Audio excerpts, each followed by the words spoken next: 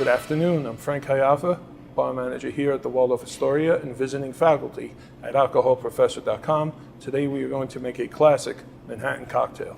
To make a classic Manhattan cocktail, we will use classic bar tools. Today we will use a simple mixing glass, a julep strainer, a bar spoon, a 1 ounce, 2 ounce jigger, and a paring knife or vegetable peeler. So we will use 3 liquid ingredients: whiskey, sweet vermouth, bitters, a lemon peel for garnish, along with a brandied cherry.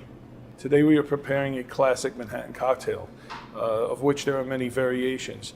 The classic rendition consists of rye whiskey, in which we're using Canadian Club 100% rye today, a 2016 New York International Spirits Competition gold medal winner, which will result in a slightly lighter and easier drinking afternoon style cocktail.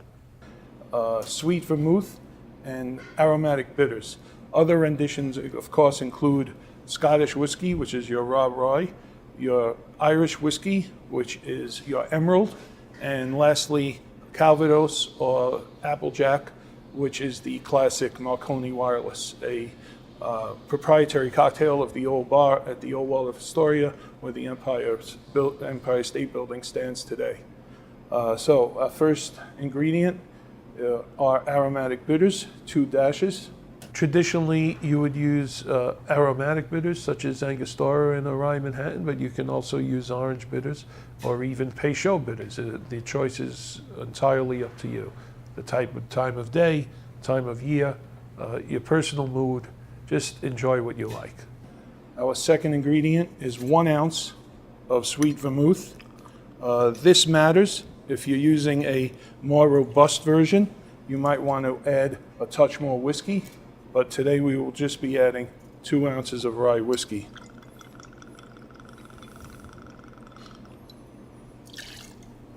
The next step is adding ice, which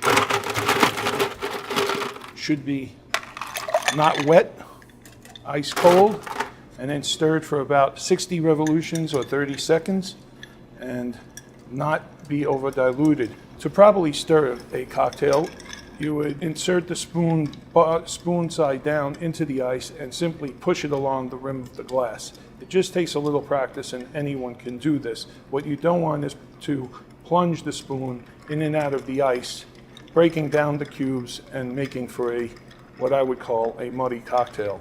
You're simply then doing a variation of a shake, which you don't want. You would like stirred cocktails to be let in on the palate, and that's what this would be. Then you would take your julep strainer, your chilled cocktail glass. A classic Manhattan is typically served up, and it should be served in a pre-chilled cocktail glass so as not to lose temperature from the mixing glass to the serving glass by the time it gets to the guest. I like to express a lemon peel onto the glass, onto the surface of the drink. Let the oils do their magic.